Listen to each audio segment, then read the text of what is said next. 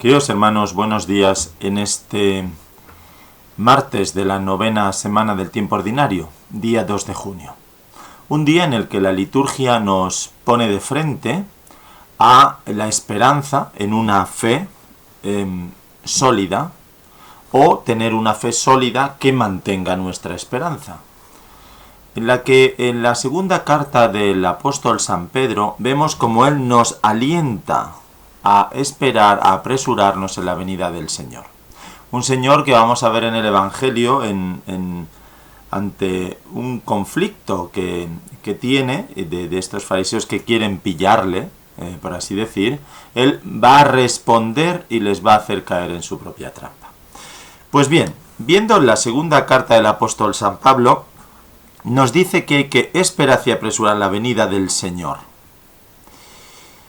Una venida que dice que seremos consumidos por el fuego, se derretirán los elementos, pero que nosotros, advertidos ya de esto, tenemos que vivir confiados en la promesa del Señor, pero no solamente de una manera pasiva, sino activamente trabajando por la justicia, es decir, por el reino. Podemos tener la tentación de quedarnos, recordad el Evangelio de la Ascensión, mirando al cielo. Pero dice que no, confiados en la promesa del Señor, esperamos un cielo nuevo y una tierra nueva en la que habite la justicia. Es decir, cuando se renueve la creación, ciertamente reinará la justicia en ese reino definitivo. Pero mientras tanto, con esta fe profunda que tenemos que tener, tenemos que mantener una esperanza viva en el trabajo.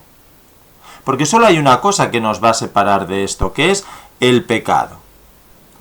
Prosigue el apóstol diciendo: queridos hermanos, mientras esperáis estos acontecimientos, procurad que Dios os encuentre en paz con Él, inmaculados e irreprochables. Es decir, podemos tener también la tentación de, bueno, el Señor vendrá, yo ya me arrepentiré, pero el pecado, dice, nos aparta de Él. Tenemos que vivir en paz con Él. Y a veces nos autojustificamos demasiado. Empezamos a hablar de cosas, a olvidar el respeto, a olvidar la justicia, a olvidar el amor en definitiva. Olvidamos hasta la libertad del otro. Y somos hombres y mujeres muchas veces lobos los unos para los otros, en lugar de ser hermanos.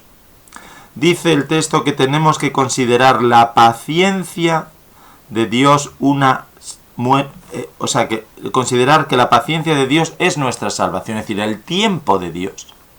Fijaos, estar en paz con Dios hace que la paciencia de Dios sea más llevadera para nosotros. Porque, como dice el Salmo, 1000 años en tu presencia es un ayer que pasó. Ese tiempo que nos da el Señor para nuestra conversión. Esta vida en la que estamos peregrinando hacia la casa del Padre es una oportunidad de salvación.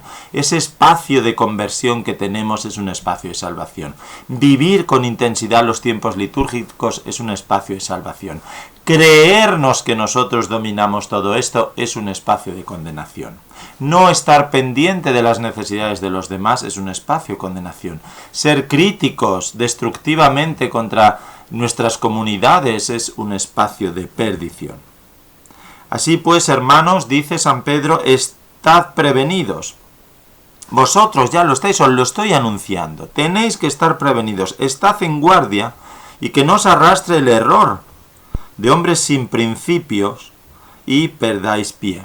Es decir, tenemos que mantener el esfuerzo a pesar de nuestras limitaciones. Decía San Juan Crisóstomo: no desesperéis nunca. Os lo diré en todos mis discursos, en todas mis conversaciones. Y si me hacéis caso, sanaréis. Si me hacéis caso. Pero es que muchas veces no hacemos caso. Vivimos enrocados en nosotros mismos, en nuestra forma y manera de pensar. Nos confrontamos poco o poquísimo con el Evangelio. No queremos enfrentarnos a la verdad de Cristo, que nos va a enfrentar ahora en el Evangelio. Lo vamos a ver. Nuestra salvación, prosigue San Juan Crisóstomo, tiene dos enemigos mortales. Uno, la presunción, cuando las cosas van bien. Fijaos, parece que es un texto para nosotros. Qué presuntuosos hemos sido cuando todo iba bien, o la desesperación después de la caída. Y este segundo es mucho más terrible. Ahora podemos caer en esa desesperación. Hemos estado en casa encerrados, no hemos visto muchas cosas que queríamos, no hemos hecho muchas cosas de las que pensábamos que pendía nuestra vida, y ante esa desesperación el mal, el demonio, entra por esas rendijas para después hacer de nosotros objeto de esa condenación. Y entonces proyectamos toda esa desesperación sobre los demás, con faltas de caridad, con faltas de amor, con faltas de perdón, con falta de misericordia. Olvidamos el Evangelio, olvidamos el autoexamen, olvidamos la búsqueda de la verdad. Y entonces atacamos al otro, en lugar de justificar al otro, querer trabajar con el otro.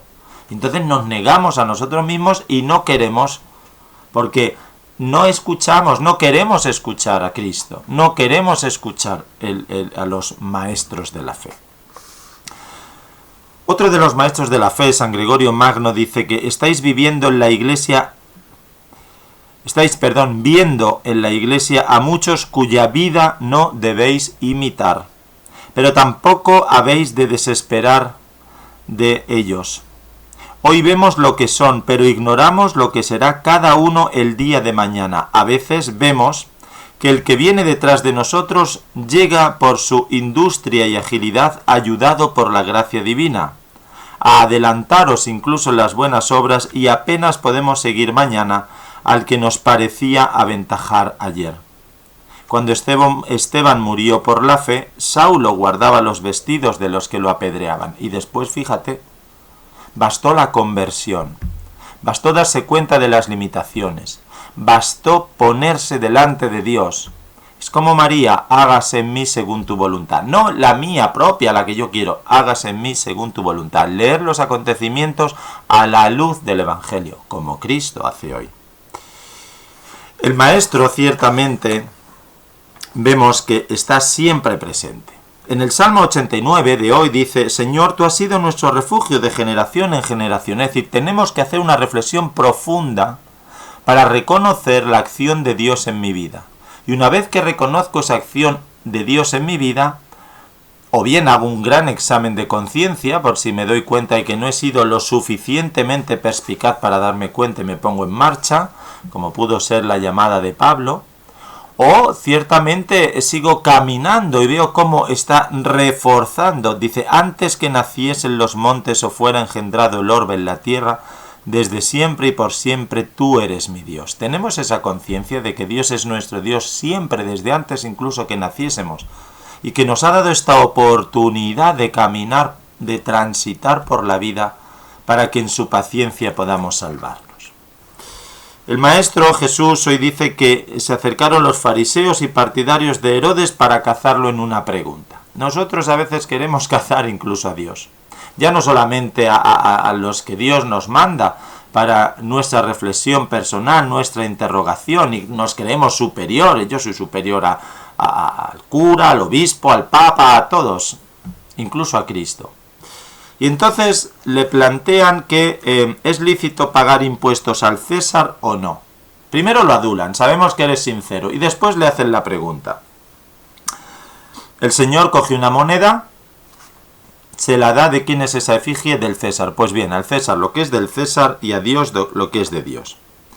Es decir, tenemos que orientar, reconociendo ciertamente dónde está nuestro espíritu dirigido a Dios. También podemos redirigir nuestra vida hacia Dios, nuestros comportamientos hacia Dios, aunque tengamos que vivir en un mundo que se rige evidentemente por ciertas leyes de convivencia que tenemos que respetar.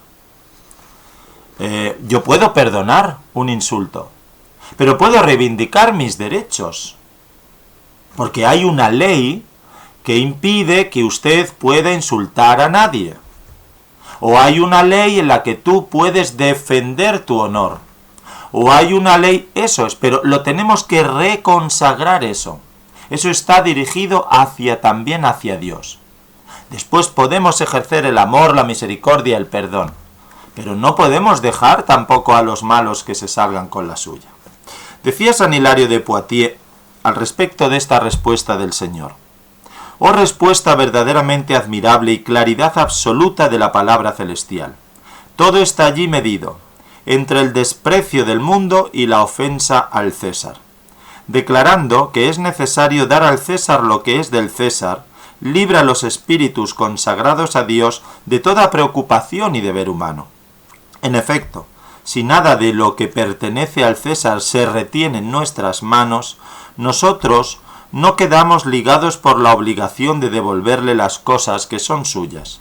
Si por el contrario nos dedicamos a sus cosas y nos sometemos al cuidado del patrimonio ajeno, no es injusticia devolver al César lo que es del César y tener que dar a Dios las cosas que son suyas, el cuerpo, el alma, la voluntad. Es Dios, en efecto, quien da y acrecienta todos los bienes que tenemos y por consiguiente es completamente justo devolver todo esto a Él, a quien, según se nos recuerda, debemos su origen y progreso. Vivamos pendiente de Dios, agradecidos a Dios, y demos ciertamente a la sociedad en la que vivimos el hecho de devolver lo que pertenece. Hay que pagar impuestos, tendremos que pagar impuestos para después poder ser atendidos en un hospital. No vale justificar el pecado por la corrupción de los otros. No, usted sea perfecto, tú sé perfecto, como tu Padre del cielo es perfecto. Pues bien, queridos hermanos, que el Señor os haga meditar ciertamente sobre la esperanza, esa fe firme que aumente nuestra esperanza mientras trabajamos en estar en paz con Dios y meditando su paciencia que se desborda en acciones sobre nosotros, como hemos visto en el Salmo 89, y que meditando ciertamente lo que pertenece a Dios, que es toda nuestra persona, seamos capaces de entregarnos desinteresadamente al plan salvífico de Dios y hagamos su voluntad que quiere realizar el reino a través de nosotros. Que el Señor os bendiga en el nombre del Padre, del Hijo y del Espíritu Santo. Amén.